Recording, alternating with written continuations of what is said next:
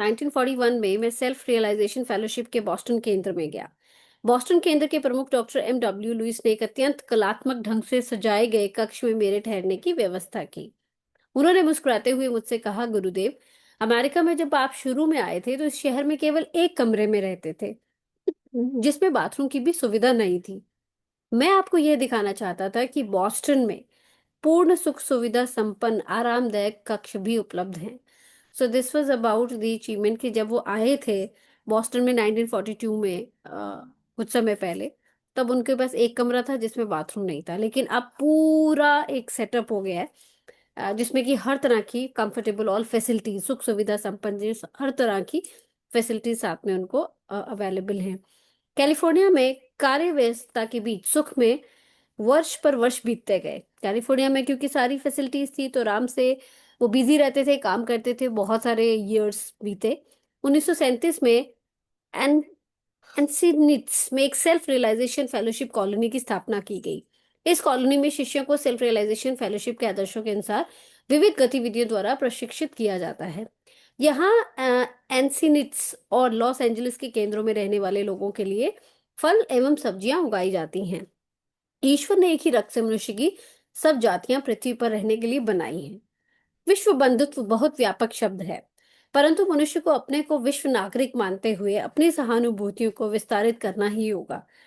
सच्चे अर्थ में जिसकी समझ में आ गया कि यह मेरा भारत है, मेरा अमेरिका है, मेरा यूरोप है, मेरा अफ्रीका है, आदि आदि, उसके लिए उपयोगी एवं सुखी जीवन के तरीकों का कभी अभाव नहीं होगा।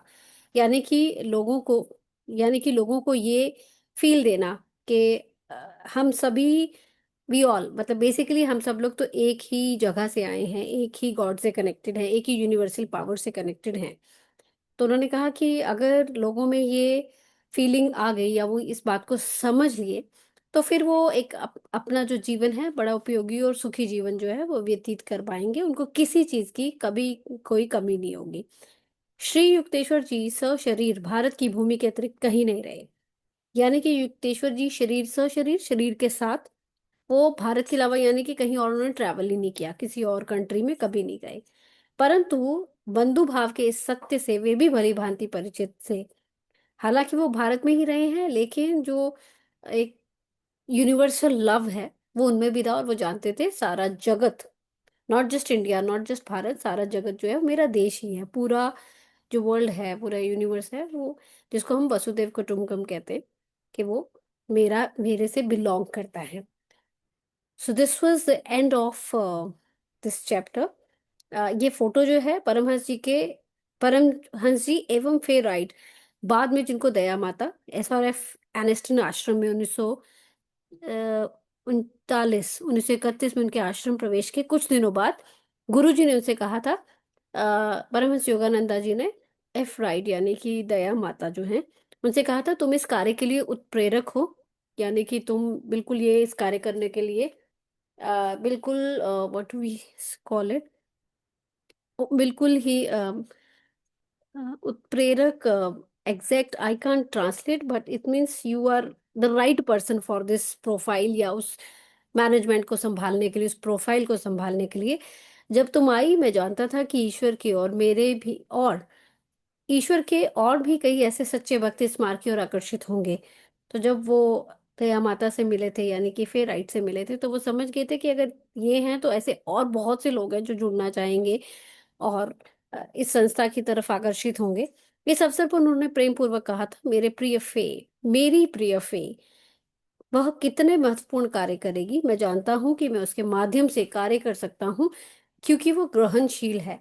यानी कि वो बहुत अच्छी लर्नर है।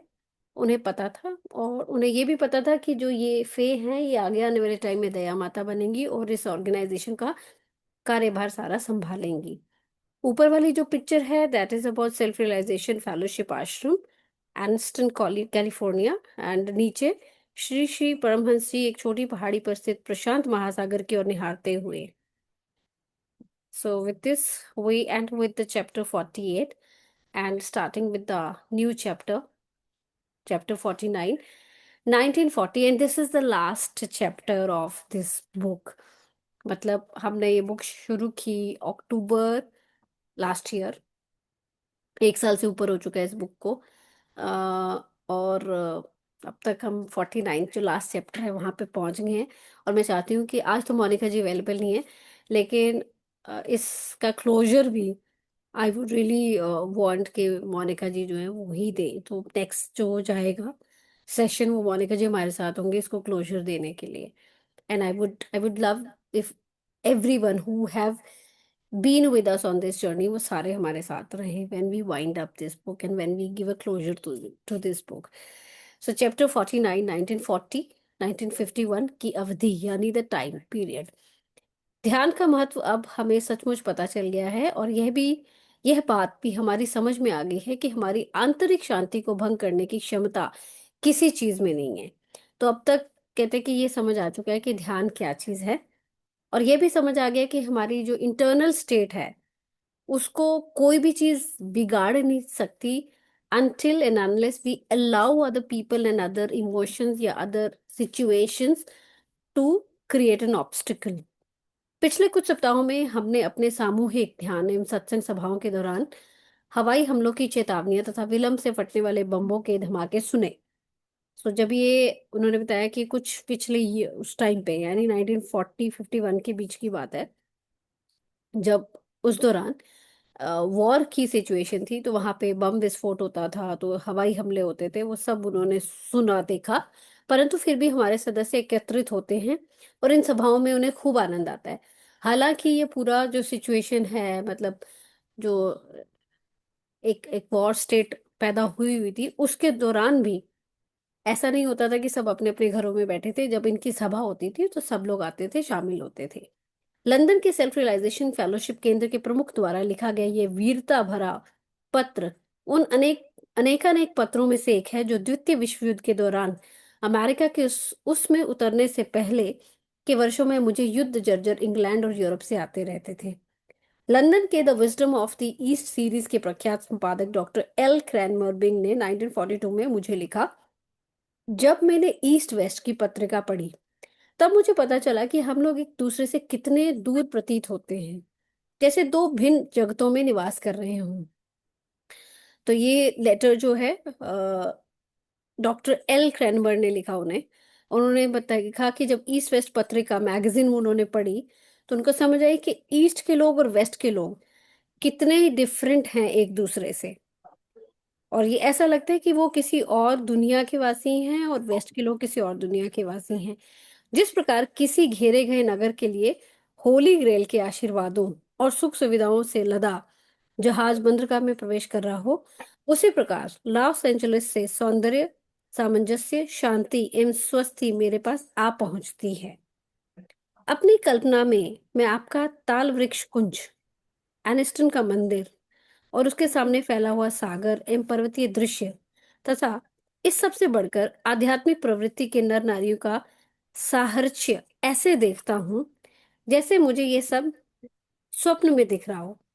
एक अब उन्होंने बताया कि ये सब चीजें वो एक तो वहां से इतना प्यार और इतना आशीर्वाद, इतनी ब्लेसिंग्स, इतनी सुख सुविधाएं जो आती थी, तो वो कहते थे कि ये मेरे पास जब आती थी तो मैं लॉस एंजलिस में बहुत अच्छा एक मेरे पास आ पहुंचती थी तो मुझे बहुत अच्छी फील होती थी। जब ये चीजें मेरे पास पहुंचती थी, मुझे सौंदर्य, सामंजस्य, शांति, स्वस्ति मेरे पास पहुंचती थी। और उन्हें ऐसे लगता था कि जब वो इसको विजुलाइज करते थे, मैं अपनी कल्पना में देखते थे कि वो जो ताल वृक्ष कुंज, कुछ आई थिंक कोई सेटअप होगा वहां पे, कुछ ऐसा ट्री होगा, और वहां का मंदिर एंस्टिनाथ का मंदिर देखते थे जो वहां पे क्रिएशन हुआ होगा उस टाइम पे। और वो पर्वतीय दृश्य जैसे जहाँ पे परमहंस योगानंदा जी खड़े हैं, तथा इन सबसे बढ़कर आध्यात्मिक प्रवृत्ति के जो द ट्रांसफॉर्मेशन स्पिरिचुअल लेवल पे जो हुई है कि नर नारियों का साहित्य ऐसे देखता हूँ, तो मुझे ऐसे लगता है कि मैं किसी ड्रीम स्टेट में ही हूँ। एकता के सूत्र में बंधा एक समाज कि सब लोग एक दूसरे से जुड़े हुए हैं, जो विधेयात्मक कार्य में मग्न हैं और जो ध्यान चिंतन द्वारा नव शक्ति प्राप्त करते हैं, और जो मेडिटेटिव स्टेट में रह के एक नई ऊर्जा, न्यू एनर्जी को वो क्रिएट कर रहे होते हैं। पहरे का मीनार पर प्रभात की प्रतीक्षा कर रहे एक साधारण सिपाही द्वारा लिखे गए इस पत्र में सभी सत्संगियों को मेरा प्रणाम। कैलिफोर्निया के हॉलीवुड शहर में सेल्फ रियलाइजेशन फेलोशिप के कार्यकर्ताओं द्वारा एक सर्वधर्म मंदिर, चर्च ऑफ ऑल रिलीजन की स्थापना 1942 में की गई। यानी कि जैसे टेम्पल जनरली कहा जाता है कि हिंदू लोगों के लिए, हालांकि सब लोग आ जा सकते हैं। गुरुद्वारा जो है वो सिग्निफाई या सिंबलाइज करता है कि सिख रिलीजन है, चर्च क्रिश्चियनिटी के लिए है, और जो मस्जिद है वो मुस्लिम्स के लिए। तो वहाँ पे एक सर्वधर्म मंदिर बनाया गया जिसको चर्च ऑफ ऑल रिलीजन का 1942 में। एक वर्ष बाद कैलिफोर्निया में ही सैंटियागो में तथा 1947 में फिर से कैलिफोर्निया में ही लॉन्ग बीच में एक एक मंदिर की स्थापना की गई। 1949 में लॉस एंजलिस के पैसिफिक पैलेस्टिस अंचल में, जिसे संसार के सबसे सुंदर भूखंडों में से कहा जाता है, ऐसी फूलों की एक वादी सेल्फ रियलाइजेशन फेलोशिप के दान में प्राप्त हुई। तो एक बहुत ब्यूटीफुल एक लैंड उन्हें रिसीव हुई सेल्फ रियलाइजेशन फेलोशिप एसआरएफ वालों को, जो फूलों की वादी, मतलब वहां पे बहुत अलग अलग तरह के फूल रहे होंगे। 10 एकड़ की स्थली अब सब और से हरी भरी पहाड़ियों से घिरी थी। तो ये हर तरफ से पहाड़ियों के बीच में बनी हुई थी। इसमें एक प्राकृतिक सरोवर भी था, एक पॉन्ड था, नेचुरल पॉन्ड था, जो पर्वतों के मुकुट में जड़े हुए नीलम रत्न के समान लगता था। इस सरोवर के कारण ही इस स्थान का नाम लेक श्राइन पड़ा है। और वो ऐसे क्योंकि वो सरोवर बीच में था सरोवर, तो उन्होंने ऐसे बताया कि जैसे एक मणि या नीलम रतन जो है ब्लू कलर का, वो क्योंकि सरोवर है जल का जो नेचुरल अगर पानी कहें तो वो ब्लूइश दिखता है। तो ऐसे लगता था जैसे कि नीलम रत्न सेफायर जो है, या this is I think Neelam is sapphire I feel. तो नीलम ब्लू कलर का होता है, तो ऐसे नजर आता था। इस सरोवर के कारण इस स्थान का नाम लेक श्राइन था। इसकी भूमि पर एक और खड़े विचित्र से पवन चक्की भवन में साधना मंदिर है। इस भवन से नीचे स्थित बाग के पास लगी हुई विशाल पवन चक्की विंड मिल पानी की सावकाश छप छप का संगीत सुनाती रहती है। तो जब वो पवन चक्की चलती है तो वो पानी की छप छप का एक बहुत मेलोडियस सा साउंड जो वहाँ क्रिएट होता है, तो वो लगातार सुनता रहता है। चीन से लाई गई संगमरमर की दो मूर्तियां इस स्थान की शोभा बढ़ा रही हैं। एक मूर्ति भगवान बुद्ध की है और दूसरी क्वान यिन, चीन में जगन माता का रूप, की है।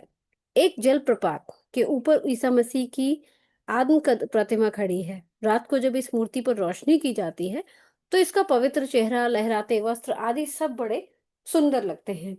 लेक श्राइन में 1950 में महात्मा गांधी विश्व शांति स्मारक की स्थापना की गई। इस वर्ष अमेरिका में सेल्फ रियलाइजेशन फेलोशिप की 30वीं वर्षगांठ भी थी। भारत से प्राप्त महात्मा गांधी की अस्थियों को 1000 वर्ष पुरानी प्रस्तर मंजूषा में रखकर उस स्मारक में प्रतिष्ठापित किया गया। तो महात्मा गांधी की अस्थियां जो हैं 1000 वर्ष पुरानी प्रस्तर मंजूषा, आई डोंट अंडरस्टैंड प्रस्तर मंजूषा, लेकिन कुछ रहा होगा, उसमें महात्मा गांधी जी की जो अस्थियों को वहां पे स्थापित किया गया। 1951 में हॉलीवुड से प्रस्तर पत्थर की जो तो शिला बना करके, संदूक से बना करके, जगह बना के उसके बीच में डाली गई।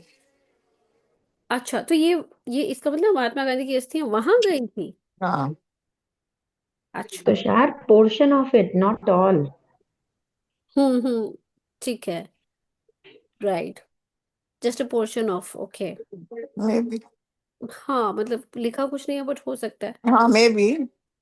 जी। होता है नाइट कई बार ऐसा। महात्मा बुद्ध की अस्थियों को भी ऐसे किया गया था ना, तो इनमें हो सकता है ऐसा। ओके, ठीक, मेरे पास इंग्लिश बुक है, उसमें लिखा है a portion of the Mahatma's ashes okay, sent from India. Right. Thank you Yogini ji. 1951 में हॉलीवुड में self realization fellowship India centre की स्थापना हुई। इस सेंटर के प्रत्यार्पण उत्सव में कैलिफोर्निया के लेफ्टिनेंट गवर्नर श्री गुडविन जे नाइट तथा भारत के वाणिज्य दूत श्री एम आर आहूजा भी मेरे साथ थे। इस स्थान पर एक इंडिया हॉल भी है जिसमें 250 लोगों के बैठने की व्यवस्था है।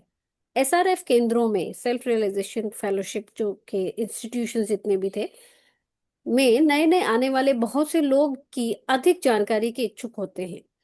मुझसे प्राय ही एक प्रश्न पूछा जाता है, जैसा कि कुछ संगठनों का दावा है, क्या ये सच है कि योग का अभ्यास छपे हुए साहित्य को पढ़कर नहीं किया जा सकता और इसे गुरु के मार्गदर्शन में ही करना चाहिए?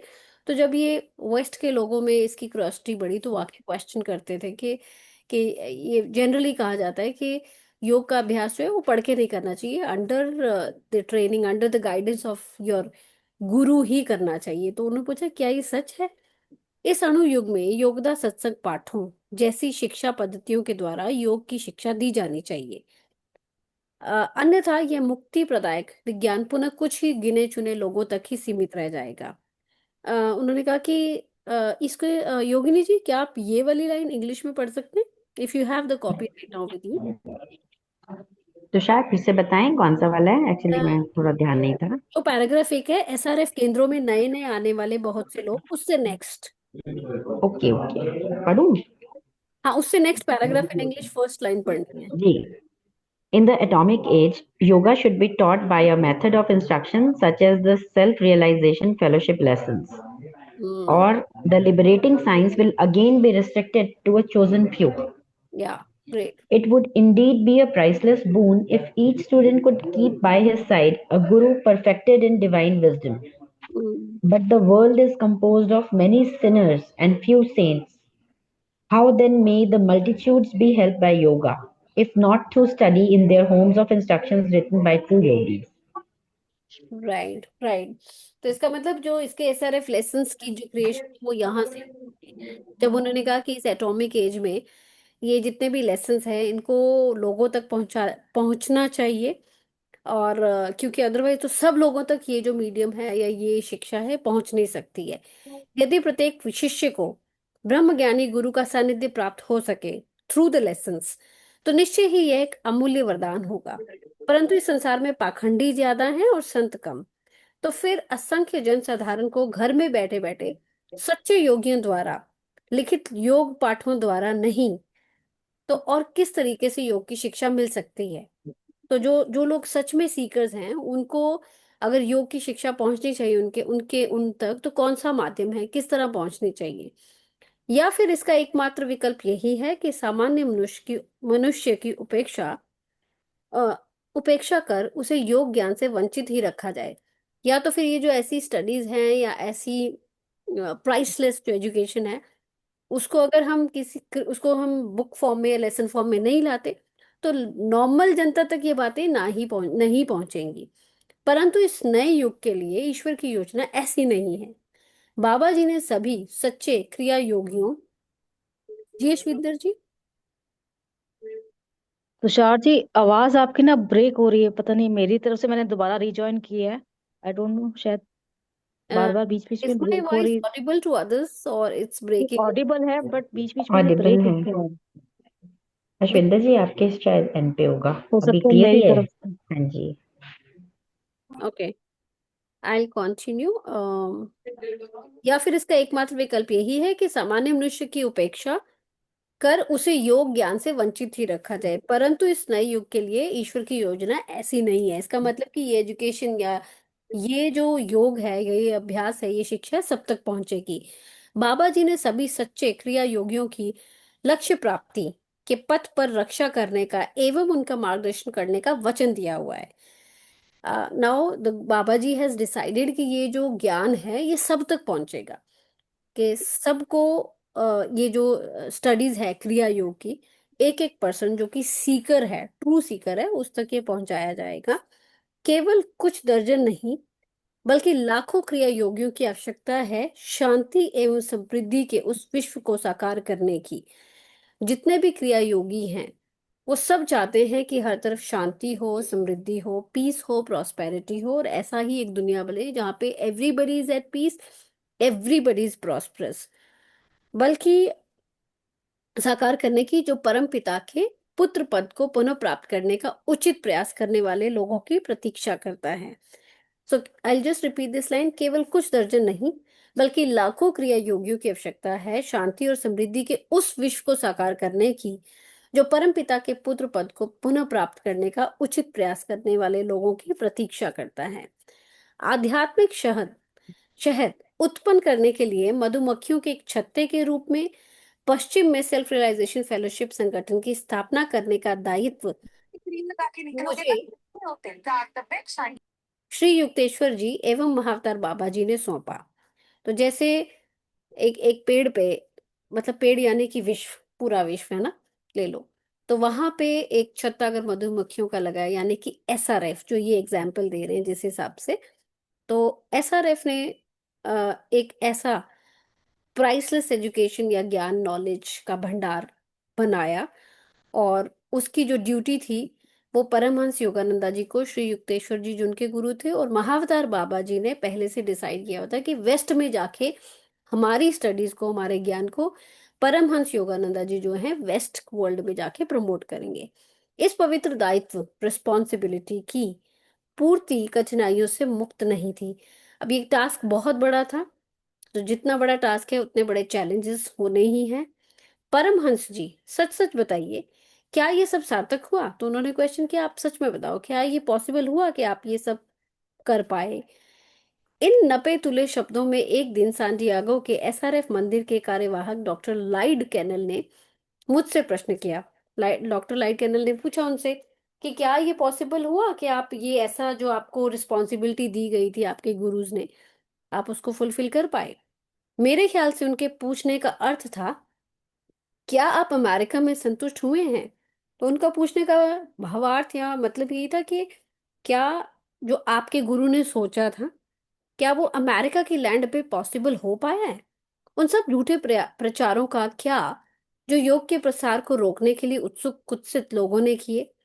तो अब जब आप कोई बड़ा टास्क करते हो, बड़े लेवल पे एक चीज को एस्टेब्लिश कर रहे होते हो, तो बहुत सारे दूसरी तरफ के लोग जो होते हैं, नेगेटिव फोर्सेस हैं, वो आपको पुल डाउन करने की कोशिश करते हैं। तो लोगों ने वहां भी उनके साथ भी किया होगा कि जो एसआरएफ के एंटी पीपल होंगे, उन्होंने भी कोशिश की होगी कि एसआरएफ यहाँ डेवलप ना हो, क्रिएशन ना हो, मंदिर ना बने, फॉलोअर्स ना बने। उन सब मोह भंगों का क्या, मनस्तापों का क्या, उन केंद्र प्रमुखों का क्या जो केंद्रों को नहीं चला सके, उन शिष्यों का क्या जिन्हें सिखाया नहीं जा सका? तो उन्होंने क्वेश्चन किया कि ये उन सब मोह भंगों का, Yogini ji can you read this line, the last line in English? हाँ जी श्योर। एक्चुअली मैं आपसे आगे चल रही थी, आई वाज अच्छा। Reading ahead. सिर्फ last line Tushar? Just the last line of this Okay. paragraph. What about the disillusionments, the heartaches, the center leaders who could not lead, the students who could not be taught? Okay, easy. Right. मैंने उत्तर दिया, धन्य है वह मनुष्य जिसकी ईश्वर परीक्षा लेता है। तो उन्होंने कहा कि ऑफ कोर्स बहुत से लोगों को चैलेंजेस आए होंगे, और चैलेंज अगर किसी इंसान को आता है, उसका मतलब ये होता है कि वो ईश्वर का, गॉड का फेवरेट चाइल्ड होता है। उसी पे ही चैलेंज आ रहे होते हैं। मुझ पर यदा कदा भार डालना तो उसे याद रहा कि मेरे पे भी चैलेंजेस आते रहे। तब मेरे मन में उन सबका विचार आया जो निष्ठावान थे, और जब मेरे में चैलेंजेस आए तो मैंने वो सब लोगों को याद किया जो डिटर्मिन्ड थे कोई भी कार्य करने के लिए।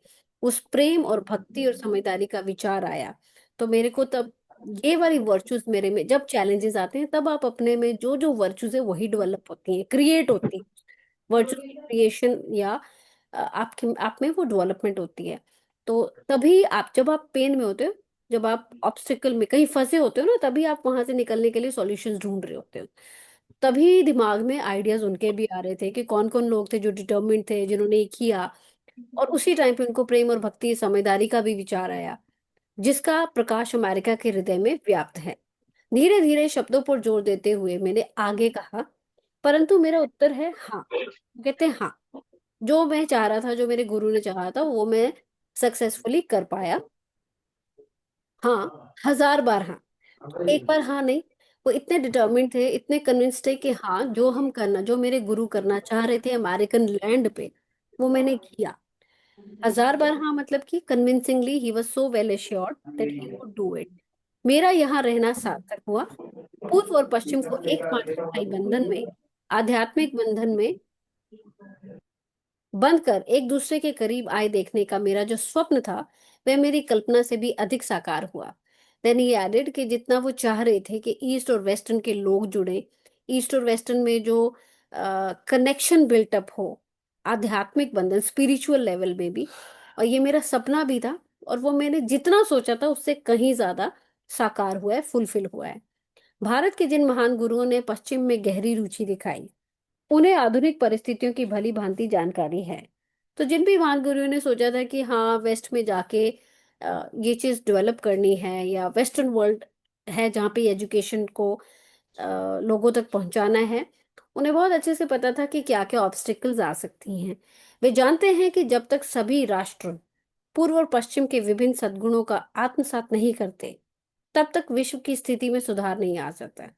तो उन सबको पता था कि जब तक ईस्ट और वेस्ट वर्ल्ड में जो भी अच्छी चीजें हैं, सद्गुण हैं, वर्चूज हैं, उनको जब तक हम कंबाइन नहीं करते या उनका कॉम्बिनेशन अमेल्गमेशन नहीं होता, तब तक ये आप ये सोचो कि विश्व में, वर्ल्ड में शांति की क्रिएशन हो जाए, या उसकी वर्ल्ड में एक अच्छी स्थिति बन पाए, या दुनिया का सुधार हो जाए, नहीं हो सकता। दोनों ही गोलार्धों को एक दूसरे के सर्वोत्तम गुणों की आवश्यकता है। यानी ईस्टर्न वर्ल्ड को और वेस्टर्न वर्ल्ड को, दोनों को ये बहुत जरूरी है कि दोनों में जो जो अच्छी बातें हैं वो एक दूसरे में अडॉप्ट की जाएं। अपने विश्व भ्रमण में मुझे बहुत दुख दिखाई दिया कि मैं जब वर्ल्ड पूरा घूम रहा था तो मुझे बहुत सारे चैलेंजेस या बहुत ऐसे दुख दिखाई दिए आने के, हो सकता है चैलेंज आए हों। पूर्व में दुख मुख्यतः भौतिक स्वरूप का है। जो पूर्व है, ईस्टर्न वर्ल्ड, वहां पे जो दुख है वो फिजिकल स्टेट पे ज्यादा है। हो सकता है कि सोर्सेस की कमी हो सकती है, या पैसा कम हो सकता है। पश्चिम में मुख्यतः मानसिक, मेंटल और आध्यात्मिक, स्पिरिचुअल लेवल की लैक है। पूर्व स्टेट में, हमारे मतलब ईस्टर्न वर्ल्ड में, उन्होंने कहा कि मैंने जो नोटिस किया वहां पे फिजिकल रिसोर्सेज कम है, वहां पे उस लेवल पे लोगों में कमी हो सकती है। और वेस्टर्न वर्ल्ड में लोगों में जो बौद्धिक लेवल पे, माइंड लेवल पे, मेंटल लेवल पे जितना उनको काम करना चाहिए, स्पिरिचुअल लेवल पे जितना काम करना चाहिए, वो उन लोगों ने किया नहीं हुआ, वहां पे उसकी बहुत कमी है। सभी राष्ट्र असंतुलित सामाजिक अवस्था के दुखप्रद परिणाम अनुभव कर रहे हैं। तो कहीं फिजिकल लेवल पे कमी है, कहीं मेंटल लेवल पे, कहीं स्पिरिचुअल लेवल पे, तो कोई ना कोई जो है किसी ना किसी तरह की कमी से गुजर रहा है। भारत तथा अन्य अनेक पूर्वी देश, अमेरिका जैसे पाश्चात्य देशों की भौतिक कार्य क्षमता एवं व्यवहारिकता को सीखकर लाभान्वित हो सकते हैं। अब भारत में जिस चीज की कमी है, जो कि उन्होंने कहा कि अमेरिका जैसे जो देश हैं, वहां पे भौतिक कार्य क्षमता, मतलब काम को कैसे करना है, कैसे काम को सिरे चढ़ाना है, वो स्किल्ड है वहां पे अमेरिका के पास। और भौतिक व्यवहारिकता के फिजिकल लेवल पे कैसे किसी चीज को ऑर्गेनाइज किया जा सकता है, कामों को किया जा सकता है, बिजनेस को कैसे चलाया सकता है, वो भारत के लोग अमेरिका से सीख सकते हैं। दूसरी ओर पाश्चात्य लोगों को, यानी कि वेस्टर्न लोगों को, जीवन के आध्यात्मिक आधार को अच्छी तरह समझना आवश्यक आवश्यक है। वेस्टर्न वर्ल्ड को कमी है कि वो स्पिरिचुअल लेवल पे काम नहीं करते। आध्यात्मिक लेवल पे वो अपने आप को कैसे एलिवेट कर सकते हैं, वो बहुत जरूरी है सीखना उनके लिए।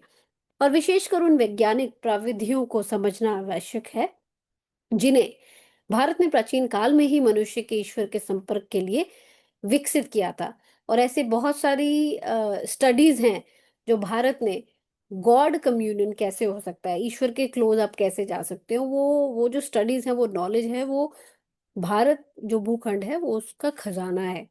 तो वो भारत से ही सीखा जा सकता है। सर्वांगपूर्ण सभ्यता का आदर्श केवल कल्पना नहीं है। हर तरह से, हर तरह की एक अबंडेंस हो, सर्वांगपूर्ण हर तरह की, जहाँ पे सुविधाएं हो, ऐसा जो अगर स्टेट सोची जाए तो वह कल्पना नहीं हो सकती। हजारों वर्षों तक भारत आध्यात्मिक ज्ञान एवं भौतिक समृद्धि का देश रहा है। फॉर 1000 years भारत जो है, वहाँ स्पिरिचुअल ज्ञान भी पूरा रहा, भौतिक फिजिकल मतलब लैविशनेस बहुत रही, लैविश बहुत। आप कहते हैं ना, सोने की चिड़िया कहा जाता था भारत को। वहां पे हीरे जवाहरात, हर तरह की सुख सुविधाएं भारत के लैंड में ऑलरेडी थी। भारत के अत्यंत दीर्घ इतिहास में गत 200 वर्षों की गरीबी तो कर्मों की क्षणिक उड़ती अवस्था मात्र है। तो भारत में जो जो लैक आई है, जो कमी दिखने लगी, वो 200 साल राउंड से शुरू हुआ था ये पीरियड। तो ये जो कमी आई है, ये कर्मों की क्षणिक, ये भी भारत की लैंड के अपने लोगों के अपने कर्माज हैं, जिसकी वजह से क्षणिक यानी कुछ टाइम के लिए उड़ती अवस्था मात्र है, टेम्परेरी स्टेट है, ये भी पूरी हो जाएगी। सारे संसार में हजारों वर्षों तक भारत की संपन्नता चर्चा का विषय थी। पूरे वर्ल्ड में ये एक बहुत बड़ी बात है, and we should be proud of this, कि जो भारत का लैंड है वो हजारों हजारों वर्षों तक abundantly blessed रहा है in all physical and spiritual resources and realms। Her level पे भारत हजारों सालों तक पूर्ण संपन्न रहा है। प्रचुरता चाहे वह भौतिक हो या आध्यात्मिक, जो अभी कहा मैंने, कि किसी भी लेवल पे, भौतिक फिजिकल लेवल पे देख लो आप, स्पिरिचुअल लेवल पे देख लो, ऋत के सृष्टि नियम अर्थात स्वाभाविक सदाचरण की सहज अभिव्यक्ति है। ईश्वर में या प्राचुर्य संपन्न प्रकृति माता में कृपणता का वास नहीं है। ईश्वर में या प्राचुर्य संपन्न प्रकृति माता में, can somebody explain, Yogini ji, if you can read this last line in English? Sure. Abundance, material as well as spiritual, is a structural expression of Reeth, cosmic law, or natural righteousness. There is no parsimony in the divine, nor in its godness of phenomena exuberant nature. Repeat the last one, just the last one. There is no parsimony in the divine. मेरे ख्याल से partiality होगा इसका मतलब. Nor in its godness of phenomena exuberant nature, मतलब देने वाला जो दाता है वो partiality नहीं करता. If I am able to Okay, comprehend this, I don't know. right. इतना ज्यादा ज्ञान नहीं है. आज शीतल भी नहीं है, मोनिका जी भी नहीं है. नहीं, ठीक है, शीतल इज देयर, शीतल तो आ गई हैं, शी वाज हियर ओनली। फिर शीतल जी से बोल. नहीं, प्राचुर्य संपन्न प्रकृति में क्या है ये? ईश्वर में या हमारी ईश्वर में या प्राचुर्य संपन्न प्रकृति माता में। प्रकृति प्राचुर्य होता है अधिकतम, अधिकता। संपन्न प्रकृति में, ये हमारी जो प्रकृति में आता है, यानी हमारी जो भारत भूमि है, ये संपन्न प्रकृति से भी संपन्न है, धन धान्य से भी संपन्न है ये। और इसमें माता में कृपणता का वास, आगे क्या है? नहीं, कृपणता का, हाँ, इसमें कंजूसी का वास है, यानी इसमें कोई कमी नहीं है। कृपणता का यहाँ पे ये ले सकते हैं, मतलब इसमें कोई कमी नहीं। ये हमारा सभी सोने की चिड़िया कहलाता था भारत जो है। इसमें प्रकृति और धन धान्य में किसी चीज की कमी नहीं है। राइट, डन, थैंक यू बुआ जी। ग्रेट। आई थिंक ये एक पेज और पढ़ लेते हैं। हिंदू शास्त्र बताते हैं कि मनुष्य इस विशिष्ट पृथ्वी की ओर इसलिए आकर्षित होता है कि एक के बाद एक जन्म में वह उन अनगिनत तरीकों को अधिकाधिक पूर्णता के साथ सीख सके। तो बार बार हिंदू शास्त्र बताते हैं कि मनुष्य इस विशिष्ट पृथ्वी की ओर से आकर्षित, बार बार दोबारा दोबारा क्यों जन्म ले रहा है वो मनुष्य, ताकि वो एक के बाद एक जन्म में उन अनगिनत तरीकों को अधिकाधिक पूर्णता के साथ सीख सके। मतलब जो काम एक लाइफ में उसने की है, उसको लगता है कि अब मेरे पूरे नहीं हुए तो नेक्स्ट लाइफ टाइम में करूंगा, तो फिर नेक्स्ट बर्थ लेता है। फिर कुछ काम या कुछ पर्पस उसके रिजॉल्व हो जाते हैं, लेकिन फिर कुछ काम अधूरे रह जाते हैं, तो फिर दोबारा से बर्थ होता है, उन कामों को फिर पूरा करता है, जिनके द्वारा आत्मा भौतिक परिस्थितियों में अपने दिव्यत्व को व्यक्त कर सकती है और उन पर अपने प्रभुत्व को प्रकट कर सकती है। और ऐसी जिनके द्वारा, हाँ, क्योंकि सोल, अगर सोल को बॉडी नहीं मिलती ना, सोल अपने आप कोई काम नहीं कर सकती। तो एज अ ह्यूमन बॉर्न होना इसीलिए कहते हैं एक ब्लेसिंग है, क्योंकि सोल, अदरवाइज आप सोल से कोई काम नहीं ले सकते। सोल कुछ नहीं दिखा सकती, कुछ नहीं कर सकती, कोई ग्रो नहीं, कोई एलिवेशन, कुछ नहीं कर सकती। ओनली थ्रू दिस फिजिकल मनुष्य फॉर्म में आके सोल जो अपना एलिवेशन है तभी कर सकती है। उन्होंने कहा जिसके द्वारा आत्मा भौतिक परिस्थितियों में अपने दिव्यत्व को व्यक्त करती है, एक्सप्रेस भी तभी कर पाती है। बॉडी जब होगी तभी सोल अपना एक्सप्रेशन दिखाएगी और उन पर अपने प्रभुत्व को प्रकट कर सकती है। पूर्व और पश्चिम अलग अलग तरीकों से इस महान सत्य को सीख रहे हैं। तो ईस्टर्न वेस्टर्न वर्ल्ड दोनों सीख रहे हैं अलग अलग तरीकों से। इस ये जो ट्रूथ है, जो सत्य है कि जो ह्यूमन स्टेट, जो सोल है उसको एलिवेट होना है, वो सीख रहे हैं, या स्पिरिचुअल एलिवेशन होना है, ये सीख रहे हैं। और उन्हें खुशी से अपनी उपलब्धियों का आदान प्रदान करना चाहिए। इसमें कोई संदेह नहीं कि ईश्वर की पृथ्वीवासी संतानें दारिद्र्य, रोग, आत्मा के अज्ञान से मुक्त विश्व सभ्यता को स्थापित करने के लिए प्रयत्न करती हैं। इसमें भी कोई डाउट नहीं है कि जो भगवान के भेजे हुए सोल्स हैं, या हम लोग ये पृथ्वीवासी हैं, वो उनमें वो उनको बहुत सारे चैलेंजेस होते हैं, वो रोग होता है, उनको दरिद्रता, पैसे की कमी हो सकती है, रिसोर्सेज की कमी हो सकती है, आत्मा का अज्ञान, मतलब उनको सोल की नॉलेज ही नहीं है। आत्मा के अज्ञान से मुक्त विश्व सभ्यता को स्थापित करने के लिए प्रयत्न करती है, लेकिन वो फिर भी ये कांस्टेंट एक एफर्ट डालती रहती हैं कि विश्व सभ्यता को स्थापित करने के लिए। विश्व सभ्यता यानी this can can anyone define this? विश्व सभ्यता पूरे दुनिया की सभ्यता को स्थापित। जीवन शैली, जीवन शैली, वर्ल्ड जीवन शैली, रहन सहन का ढंग, आपकी जीवन शैली। और इंग्लिश में क्या दिया हुआ है योगिनी जी इसका, विश्व सभ्यता को स्थापित करने के लिए? World civilization. वर्ल्ड सिविलाइजेशन को, ओके राइट, स्थापित करने के लिए प्रयत्न करती हैं, तो ईश्वर को इससे अत्यंत प्रसन्नता होती है। सो गॉड इज ऑल्सो हैप्पी कि मैंने उनको ये चैलेंजेस दिए, लेकिन कॉन्स्टेंटली जो ह्यूमन है, जो इंसान है, वो जो सोल है, ह्यूमन फॉर्म में आके अपना कार्यभार संभाला हुआ और कर रही है, कांस्टेंट एफर्ट्स कर रही हैं। अपनी आत्मा की शक्ति को भूल जाना स्वतंत्र इच्छा शक्ति के दुरुपयोग का परिणाम। अपनी आत्मा की शक्ति को भूल जाना ही उन सभी दुखों का मूल कारण है।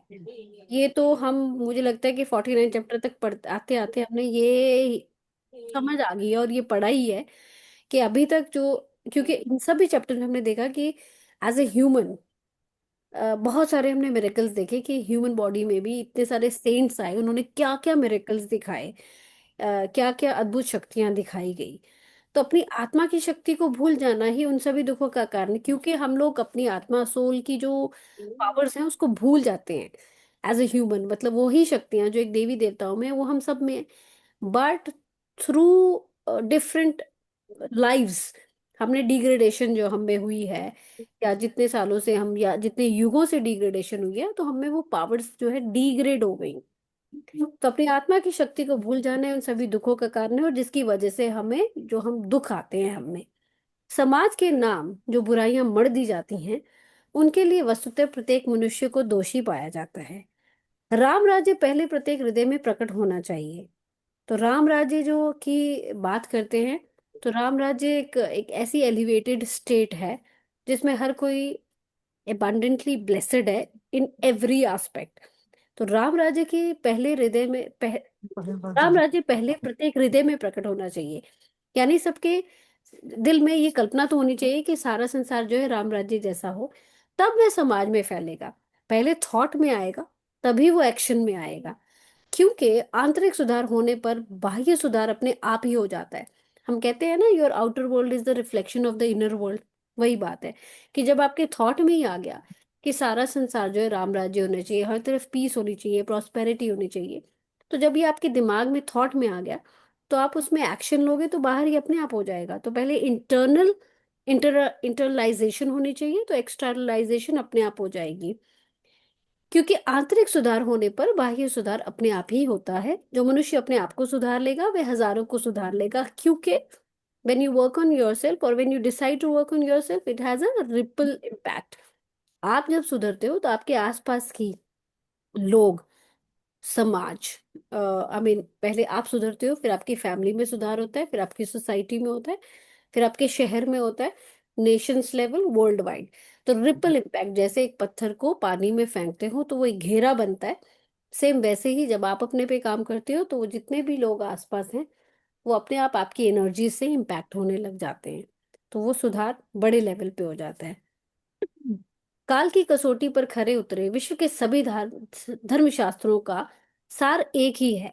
जितने भी रिलीजन आए होंगे, लेकिन सब लोग एक, मूलतः एक ही बात करते हैं, और वे सभी मनुष्य को अधिकाधिक ऊपर उठाने की प्रेरणा देते हैं। वो कहते हैं कि मनुष्य को अगर जन्म आया है, मनुष्य जन्म लिया है, तो आपने एलिवेट होना है, बढ़ना है, ग्रो करना है, and your end purpose in every religion is to have a communion with God। मेरे जीवन के सबसे सुखद समय में से एक था वह समय जो मैंने सेल्फ रियलाइजेशन पत्रिका के लिए बाइबल के न्यू टेस्टामेंट के एक हिस्से पर अपने भाष्य को लिखवाने में बिताया। तो वो कहते हैं कि मेरे को सबसे अच्छा, मेरा मतलब बहुत सारे मेरे एक गुड मोमेंट्स रहे होंगे, लेकिन उनमें से एक जो सबसे सुखद मोमेंट था, वो जब सेल्फ रियलाइजेशन मैगजीन के लिए बाइबल के न्यू टेस्टामेंट के एक हिस्से पर अब मेरा जो भाषण था उसको लिखना था, तो उसकी जो स्क्रिप्ट मैंने तैयार की वो थी। वो मोमेंट मेरे लिए बहुत ही सुख का मोमेंट था। मैंने ईसा की उत्कट प्रार्थना की कि वे उनके शब्दों का सच्चा अर्थ समझने में मेरी सहायता करें। अब क्योंकि उनको लगता था कि जो लॉर्ड जीसस ने जो कहना चाहा, क्या मैं उसको जस्टिफाई कर पाऊंगा कि नहीं। देन ही सेड कि मैंने फिर लॉर्ड जीसस को ही, भगवान ईसा को ही प्रे किया कि आप जो प्रिंसिपल सिखा के गए हैं, आप जिस मकसद से सिखा के गए हैं, मैं हूबहू वो चीजें इन मेरे राइटअप में, मतलब मुझे अगर ये काम सौंपा गया है कि आपके उस प्रिंसिपल को मैं एक्सप्लेन करूं, तो जो आप चाहते थे मैं वैसा ही एक्सप्लेन कर पाऊं, वैसा ही लिख पाऊं, मैं उसको जस्टिफाई कर पाऊं। बड़े खेद का विषय है कि गत 20 शताब्दियों से उनके अधिकांश वचनों को गलत ही समझा गया है। बहुत से लोग हैं, बहुत सा माइंडसेट है, बहुत सी एक्सप्लेनेशंस आई होंगी। तो परमहंस योगानंद जी कहते हैं कि जो लॉर्ड जीसस ने एग्जैक्ट जो कहना चाहा, तो पिछली 20 सेंचुरीज में उनके प्रिंसिपल्स को या उनकी नॉलेज को या उनके लेसन्स को ज्यादातर गलत ही आगे कन्वे किया गया है थ्रू डिफरेंट सेक्ट्स और रिलीजन्स में भी। सो आई थिंक हम आज इतना ही पढ़ते हैं, page 785, and we will proceed for having reflections and takeaways from this chapter. And this is the last chapter, by the way. And again, I thank you everyone for consistently being with us on this journey of reading autobiography of Yogi. Ji. Now this space is open for sharing reflections. 785. I'll just stop sharing. Hanji. All right, so we have more people. I just saw Sangeeta ji, Shwinder ji, Piyush, Bhumika ji, Sapna ji, Sheetal. Anyone who would want to share today? Yogini ji, would you like to share with a smile?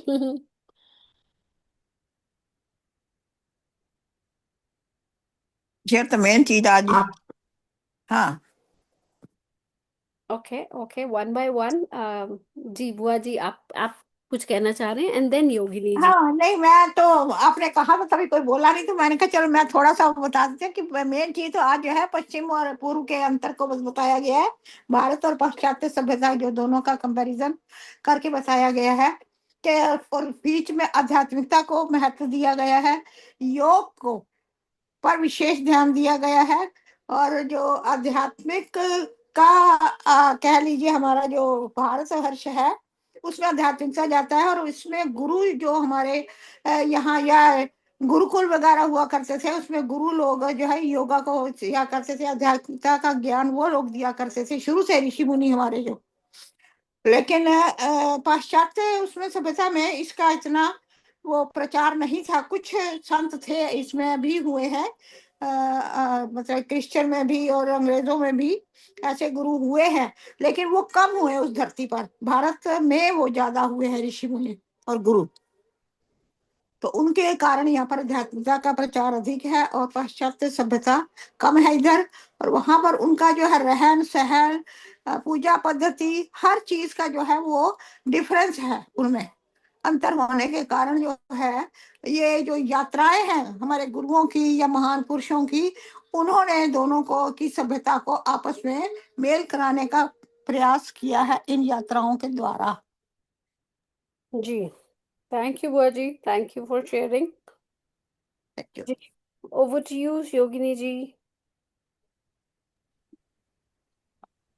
Tushar, मैं से शुरू करूंगी कि जो वसुदेव कुटुंबकम हमारा एक सनातन का core मूल्य है, यानी कि पूरा विश्व हमारा बंधु है या हमारे भाई बहन है, जी वही चीज है जो एक डीपली रूटेड है इन ऑल रिलीजन्स। बट वही है कि माइंड में जो डिफरेंसेस हैं दे कम विद टाइम, वो एक अलग इशू है खैर। बट बेसिक वही है कि जो पेड़ है उसकी जड़ें अलग अलग हैं, बट पेड़ एक ही कॉमन है, जो सबने वहीं जाना है या वहीं से ब्रांचेस उसकी हैं।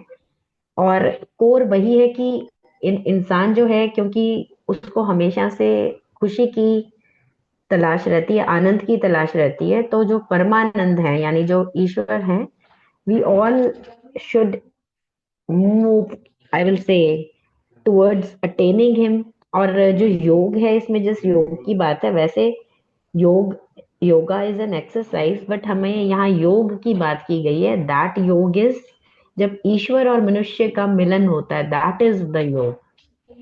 इसीलिए ये ध्यान, समाधि और चक्रास का एक्टिवेशन, गुरु का महत्व, ये सारी चीजें उसी में आती हैं। और आजकल तो वैसे पहले से ही वेस्टर्नर्स बहुत इंडिया में आते थे सीखने के लिए, लेकिन आजकल मैं कहूँगी बाढ़ आई हुई है। जब हम लोग वहां गए थे कुंभ में, हमने देखा, मतलब हमसे अच्छी हिंदी बोल रहे हैं, हमारे से अच्छे हिंदी के शब्द शब्दों का उच्चारण कर रहे हैं।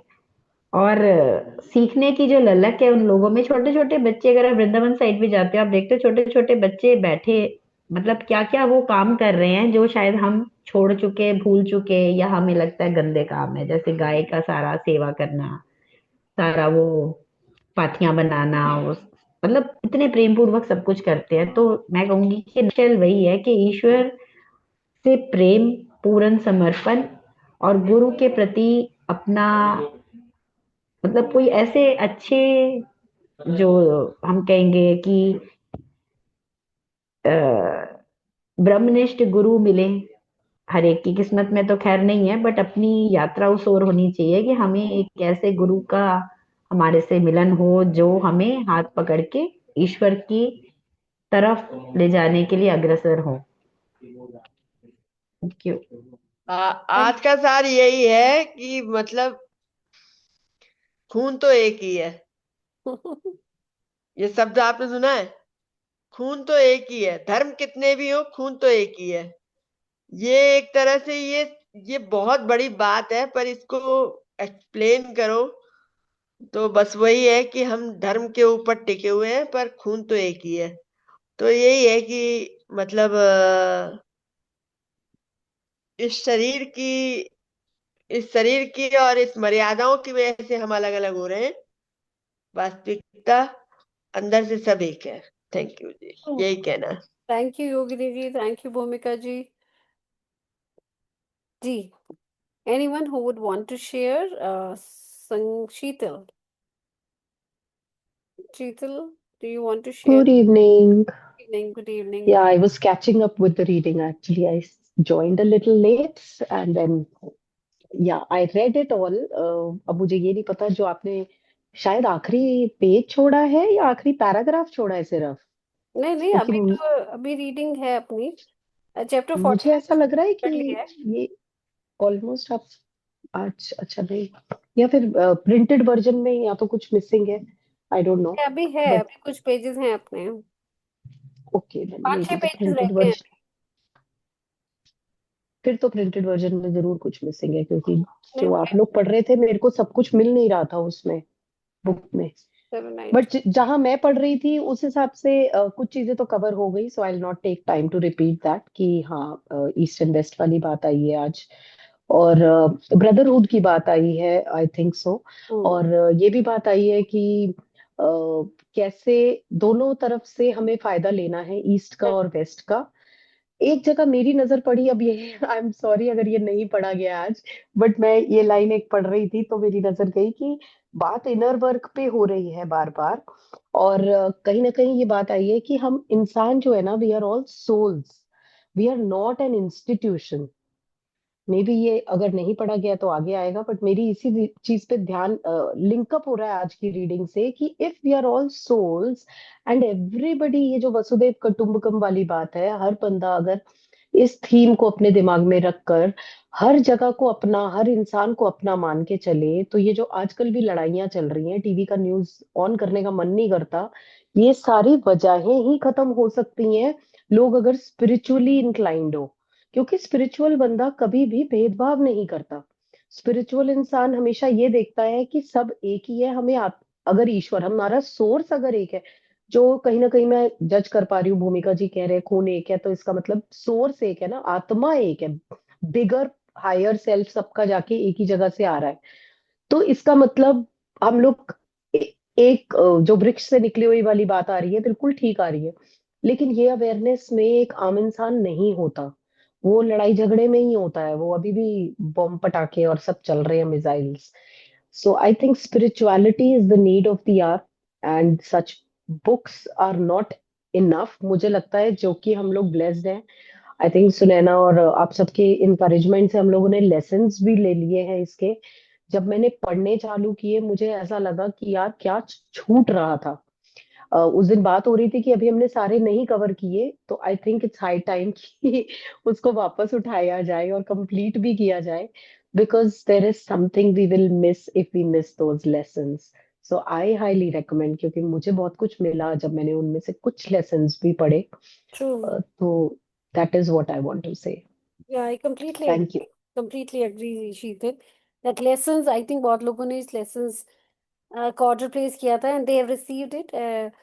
और मुझे पता है कि बहुत लोग जो है lessons रख के बैठे हुए हैं, पढ़ा नहीं है. हमने भी lessons लिए, बहुत देर तक पढ़े रहे यही यूं ही, और फिर शुरू किए, कुछ lessons पढ़े और फिर से वही पढ़े हैं. तो उसको हमें भी अभी दोबारा रिवाइव करना है. And you as you said उन लेसन्स में बहुत इम्पोर्टेंट बहुत ही इम्पोर्टेंट नॉलेज जो है उन लेसन्स में छुपी हुई है. तो जिन्होंने भी ऑर्डर प्लेस किया हुआ है, if they haven't started reading, you must start reading. और लेसन्स बहुत जल्दी पढ़ने की जरूरत नहीं है. मैं कहती हूँ लेसन्स को आराम से पढ़ो और उसको डाइजेस्ट करो. बिना डाइजेस्ट किए नेक्स्ट चैप्टर पे मत जाओ, क्योंकि बहुत इंपॉर्टेंट है. वो एक लेसन भी अगर आप पढ़ते हो तो एक लेसन भी बार बार बार बार पढ़ने वाला है. उसकी एक एक लाइन में बहुत ही ज्यादा जानकारी है, बहुत ज्यादा नॉलेज है. और बड़ी डीप नॉलेज है. एक सतह लेवल पे नॉलेज नहीं, बड़ी डीप नॉलेज है. उसको समझना चाहिए बैठ के, आराम से. गूढ़ उसका जिसको कहते हैं कि गूढ़ अध्ययन करना चाहिए, जो कि हम लोग भी मिस कर रहे हैं, क्योंकि हम लोग भी बहुत सारे और अपनी चीज़ों को प्रायोरिटी पे हमने डाला हुआ है और लेसन्स पीछे पड़े हैं हमारे. बट हाँ, एक अच्छा रिमाइंडर है, शीतल ने कहा कि हमें वो लेसन शुरू करने चाहिए. And that's true, I completely agree. Thank you Sheetal, thank you for that reminder also. Thank. जी, anyone who would want to share? Sunaina, Sangeeta ji, Yashwinder ji, Piyush, Sapna ji, or we can just call it off, or we can just wind up the session if there is no one to share. Shall we wind up the session with a concluding prayer in that case? And happy छोटी Holi to all. हाँ हाँ. अभी आज होलिका दहन happy मनाया होली, जा रहा happy है. होली हमारी ओर से भी. तो परसों हम रंग बिरंगे होके मिल रहे हैं. हाँ हाँ, बिल्कुल बिल्कुल, रंग आज बिरंगे. तो शाम को है परसों, मतलब परसों शायद ही, क्योंकि वी लोग विल ज्यादातर जाए अपडेट वाए. यू. हाँ जी, हम अपडेट कर देंगे, आपको ग्रुप में मैसेज आ जाएगा. हाँ शीतल जी, कल आपका भी है, कल आपका भी है शीतल जी जी, जी, कल तो है. ग्रहण वाले अगले दिन. दिन का पता नहीं लोगों ने भांग कितनी पीनी है, तो वो ही बताएंगे कौन आएगा. कल का बताइए, कल का, कल का है ग्रहण वाले दिन. भूमिका जी, कल का है, सुबह का है. कल का है, क्योंकि मैं बहुत दिन से अटेंड नहीं कर पा रही हूँ. कल तो ग्रहण है, तो इसलिए सब बंद होगा, तो शायद का अटेंड कर पाऊँ. श्योर. ठीक है. ऑल तुषार राइट थैंक जी, यू जी. जी. बहुत थैंक अच्छा यू आप भी एवरीवन. करते हो, पर हैप्पी मैं ये होली. टाइम नहीं मिल पाया इन दिनों में. या Ashwinder ji, you want to say हाँ जी, तुषार जी, लास्ट 2-3 टाइम्स का मैं अटेंड नहीं कर पाई due to some unavoidable circumstance. तो आप मतलब या तो वीडियो रिकॉर्डिंग शेयर कर लीजिए. I would love to hear. I'll do that. आप और प्लीज डीएम कर देना एक रिमाइंडर. या शीतल जी, ये भी थैंक यू बता सो दूं, मच. आजकल थैंक यू. आपके ही टाइम पे सपना जी का भी चल रहा है, इसी चक्कर में ये भी हो जाता है, सपना जी का चलता है थोड़ा. भूमिका जी, जहां से दिल की आवाज आए वहीं पहुंच जाना. नहीं नहीं, मुझे आपका भी बहुत अच्छा लगता है. कोई नहीं, रिकॉर्डिंग है. हाँ, वो मैं सुनती एवरीवन, हूँ. हैप्पी होली. आई नो और शीतल जी, एक even I am question. Missing on very beautiful topic with you. मुझे मालूम है आप बहुत अच्छा, बट अनफॉर्चुनेटली उस टाइम पे मेरे पास टाइम नहीं होता, नहीं तो would have definitely joined you. No problem, no नहीं, problem. Sheetal ji thank you so much. बहुत अच्छा आई नो. चलाती है. I know. आप सबका प्यार और आशीर्वाद है. जब नहीं जिसे नहीं, टाइम मिले जरूर आइए. थैंक यू बिल्कुल सो बिल्कुल. रिकॉर्डिंग में मच. सर जरूर मैं देखती आपकी हूँ इनकी. थैंक आपकी यू। रिकॉर्डिंग सुनूंगी क्योंकि मेरा सेम टाइम होता है ना। हाँ मुझे जी, भी हाँ जी। बहुत सुनने का मन है आपको। थैंक यू, और थैंक यू। मैं एक क्वेश्चन पूछूंगी कि ये जो कल ग्रहण की बात कर रहे हो, तो जो हम फुल मूड मेडिटेशन करते हैं तो उसका एनर्जी उस समय करना चाहिए या नहीं करना चाहिए? करना चाहिए। हमारा आज ही स्वर योग का रिव्यू था, तो हमारे ओके। स्वर योग के जो गुरु हैं, श्वेता माँ, हम्म। उन्होंने बताया कि जो कल सूर्य ग्रहण का समय है, जो कि अगर मेरे पास मैं आपको अपडेट कर दूंगी ग्रुप में। हाँ, चंद्र ग्रहण। सॉरी, चंद्र ग्रहण का जो समय है, just a moment, one moment. नहीं, कल सूर्य ग्रहण का समय तो बता दिया गया है, मैं सुबह 6 से शुरू हो जाएगा, ठीक है, मैं शुरू अपडेट। तक लग गया। रात के 8 बजे खत्म होगा वो, हाँ, हमें जो ये बताया कि वो तो सूतक इंडियन टाइम। 3:30 के आसपास जो मैम ने बताया है, लेकिन एग्जैक्ट टाइम मैम हमें कल शेयर करेंगे। मैं ग्रुप में शेयर कर दूंगी उस नहीं, टाइम हमारे पे। भूमिका जी, हमें भूमिका जी हमको पंडित जी ने पहले बताया कंप्लीट कल। करने दीजिए ना। लेट मी जस्ट कंप्लीट भूमिका जी। तो उसमें मैम ने हमें बताया कि वो समय, एक तो हमारी, क्योंकि हम स्वर योग सीख रहे हैं, तो ऑटोमेटिकली हमारी जो जैसे हमारी 3 नाड़ियां हैं, ठीक है, ईड़ा, पिंगला और सुषुम्ना, तो ऑटोमेटिकली हमारी ग्रहण के टाइम पे सुषुम्ना नाड़ी एक्टिवेट हो जाती है उस टाइम पे। जी। और जब भी सुषुम्ना नाड़ी एक्टिवेट हो तो हमें ये स्पिरिचुअल अभ्यास ही करना चाहिए, हमें और कार्य नहीं करने चाहिए। दूसरा, मैम ओके। ने कहा कि जब ये ग्रहण जब भी लगे हो, तो उस टाइम पे बैठ के जो भी अभ्यास हम करते हैं, चाहे मेडिटेशन है, चाहे चैंटिंग है, चाहे पूजा है, कुछ भी है, उसका जो फल है 108 टाइम्स मल्टीप्लाई होके मिलता है। अगर जैसे हमारी प्राणिक में ट्विन हार्ट मेडिटेशन है, तो एक बार जो हम करते हैं उसका फल 108 गुना होके मिलेगा ड्यूरिंग दैट स्पैन, ग्रहण के ओके। स्पैन में। तो ओके। वो प्रैक्टिस करना, मतलब हमें मैम ने आज ही एडवाइस किया है। बहुत लोगों का क्वेश्चन था आज, हम जब हमारा स्वर योग का सेशन अभी इसी के पहले ही चल रहा था, तो कल मैम मेरा भी यही अपडेट देती क्वेश्चन हैं। आ रहा। हाँ, कल मैम हमें टाइम भी अपडेट देंगे, और उसके साथ कुछ और भी अगर इन्फॉर्मेशन हमें देते हैं तो मैं वो ग्रुप में अपने शेयर जरूर कर दूंगी। तो कल कौन सा ग्रहण है, सूर्य ग्रहण या चंद्र ग्रहण? कल चंद्र लूनर इक्लिप्स सुना है मैंने, तो सूर्य का तो सूर्य नहीं ग्रहण सुना है, था। सूर्य ग्रहण, ये तो मुझे नहीं, पता है। चंद्र ग्रहण चंद्र सुना है ग्रहण है। भूमिका जी नहीं, हमने। सूर्य ग्रहण सूर्य हमारे ग्रहण इधर तो तो पंडित संपन्न जी, गया है। नहीं नहीं, दोनों मिल रहे हैं सुबह से शाम तक। बट भूमिका जी, कल ग्रहण जो है वो चंद्र ग्रहण। चंद्र इंडिया में ग्रहण है। सूर्य ग्रहण है, चंद्र ग्रहण चंद्र नहीं ग्रहण है। है कल, चंद्र ग्रहण है कल। चंद्र ग्रहण है। तो हाँ मैं सभी फिर को से चंद्र देखती ग्रहण हूँ, पता है भूमिका जी। तो हाँ, सॉरी भूमिका मैंने जी आप गलत बोला फिर। चंद्र ग्रहण ही है। पंडित जी बोल रहे थे हमारे। कोई ये बात नहीं, है आप एक बार ही फिर से चंद्र ग्रहण। कंफर्म कर लेना भूमिका जी, लेकिन कल चंद्र ग्रहण ही है। चंद्र ग्रहण है। हाँ जी, आप कोई बात नहीं, पंडित जी से एक बार ही फिर से कंफर्म कर लेना, उन्हें शायद डाउट लगा होगा तो, बट लेकिन चंद्र ग्रहण ही है।